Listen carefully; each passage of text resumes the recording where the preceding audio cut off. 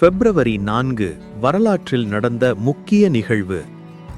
இலங்கைக்கு சுதந்திரம் எப்படி கிடைத்தது, அதை பற்றி இந்த கட்டுரையில் பார்க்கலாம். 4 பக்கங்களும் கடலால் சூழப்பட்ட இலங்கை தீவு இயற்கை அரண்களை கொண்ட நாடாகும். ஆசிய கண்டத்தில் அமைந்துள்ள அழகிய ஸ்வர்கபுரி நம் இலங்கை. இன்று இலங்கை சுற்றுலாவிற்கான பிரசித்தி பெற்ற ஒரு நாடாக மாறியுள்ளது. ஆனால் ஒரு காலகட்டத்தில் ஆங்கிலேயரின் அடிமைப்படுத்தலுக்கு கீழ் இலங்கை காணப்பட்டது. ஆங்கிலேயரிடம் இருந்து இலங்கை நாடு சுதந்திர இலங்கையாக மாறிய வரலாற்றையும் மாற்றிய வீரர்களையும் இக்கட்டுரையில் பார்க்கலாம். சுதந்திரத்திற்கு முன் இலங்கை. மன்னராட்சியின் அன்றைய கால இலங்கை வர்த்தகத்திற்கும் வணிகத்திற்கும் பெயர் போன நாடாக இருந்தது. இதனை ஆங்கிலேயர் அறிந்து கொண்டு இலங்கை வளங்களையும் இலங்கை மக்களையும் அடிமைப்படுத்த நினைத்தனர். போர்ச்சுகீசியர்கள் ஒல்லாந்தர் வரிசையில் 2ஆம் இராஜசிங்க மன்னனால் இலங்கைக்கு அழைக்கப்பட்டவர்கள் ஆங்கிலேயர்கள். இதற்கு பழைய நூல்களில் ஒல்லாந்தரை விரட்டுவதற்கு ஆங்கிலேயரிடம் உதவி கேட்டுள்ளார் எனவும், இஞ்சி கொடுத்து மிளகாய் வாங்கினார் எனவும் 2ஆம் இராஜசிங்க மன்னனை விமர்சிக்கப்பட்டுள்ளது. மன்னராட்சியை முடிப்பதற்காக ஆங்கிலேயர்கள் பல உத்திகளை கையாண்டார்கள். அவற்றில் சில இலங்கை மக்களுக்கான கல்வி அறிவை வழங்குதல், உணவுப் பொருட்கள் வழங்குதல் போன்றவற்றின் ஊடாக மக்களிடம் நேரடியான தொடர்புகளை ஏற்படுத்தி கொண்டனர். மன்னரிடம் நட்புறவை பேணுவதற்காக விலை உயர்ந்த மதுபானங்கள் போன்றவற்றை பரிசளித்தனர். இவற்றிற்கு அடிமையான இலங்கை நாட்டு மன்னர் நாட்டு நலனில் அக்கறையின்றி இருந்தனர். இதன் விளைவாக நாட்டின் அக்கறையற்ற மன்னன் மீது மக்களுக்கு வெறுப்பு ஏற்பட்டது. மன்னருக்கு எதிராக மக்களும் பிரதானிமார்களும் செயற்பட்டனர். இதனை அடுத்து மன்னரை சிறைப்பிடித்து பிரித்தானிய நாட்டுக்கு இழுத்துச் செல்லப்பட்டது. அதன் பிறகு இலங்கையை ஆங்கிலேயர் கைப்பற்றிக் கொண்டனர். பின் தங்கள் எண்ணப்படி மக்களை அடிமையாக்கி இலங்கையின் வளங்களை ஏற்றுமதி செய்தார்கள். அத்துடன் சிறுவர்களை வேலைக்கு அமர்த்தி குறைந்த சம்பளமும் வழங்கினார்கள்.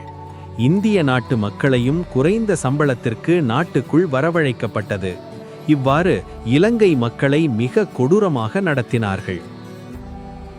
ஆங்கிலேயரின் கொடுமைகளை பொறுத்துக்கொள்ள முடியாத மக்கள் தமக்குள் பல தலைவர்களுடன் சேர்ந்து இலங்கை நாட்டை 1948ஆம் ஆண்டு பிப்ரவரி மாதம் 4ஆம் திகதி ஆங்கிலேயரின் ஆதிக்கத்திலிருந்து விடுபட்ட செய்தனர். இந்த நாளை இலங்கையின் சுதந்திர தினமாக இலங்கை வாசிகளால் கொண்டாடப்படுகின்றது. ஒவ்வொரு வருட சுதந்திர தினத்திற்கும் முப்படைகளின் வீரத்தை காட்டும் நாளாகவும் சுதந்திர தினம் காணப்படுகின்றது. தேசிய கொடியை ஏற்றி தேசிய கீதம் பாடி மரியாதை செய்யப்பட்ட பின் தலைவர்களின் உரை ஏற்படும். பல் கலாச்சாரம் கொண்ட நாடு என்பதனால் ஒவ்வொரு கலாச்சாரத்தின் கலைகளும் சிறப்பியல்புகளையும் நடனம், பாடல் போன்ற வடிவில் வெளிப்படுத்துவார்கள். பட்டாசுகளும் வெடித்தும் கொண்டாடுவார்கள். சுதந்திர போராட்ட தலைவர்கள். சுதந்திரத்தை பெற்றுக்கொள்ள வேண்டும் என்பதற்காக இன மத வேற்றுமையின்றி ஒன்றாக செயற்பட்டு இலங்கைக்கு சுதந்திரம் பெற்றுக் கொடுத்தவர்கள் நம் நாட்டு தலைவர்கள் ஆவார்கள்.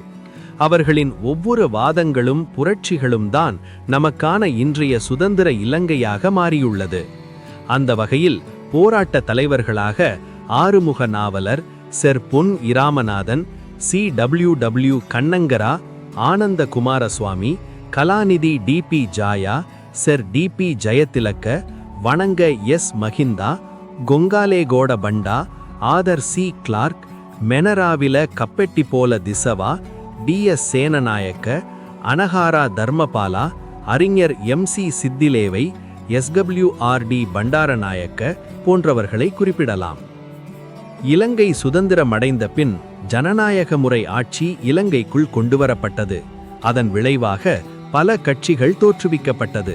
அத்துடன் அரசியல் தொடர்பான சீர்திருத்தங்களும் உருவாக்கப்பட்டது. அவையாவன சோல்புரி யாப்பு, 1972 முதலாம் குடியரசு யாப்பு, 1978 2ஆம் குடியரசு யாப்பு என்பவையாகும். அதன்பின் 9 மாகாணங்களாக இலங்கையை பிரித்து ஆட்சி செய்யப்பட்டது. கல்வி தொடர்பில் இலவசமான கல்வி அனைத்து மாணவருக்கும் வழங்கப்பட வேண்டும் என்ற திட்டம் CWW கண்ணங்கரா அவர்களால் கொண்டுவரப்பட்டது.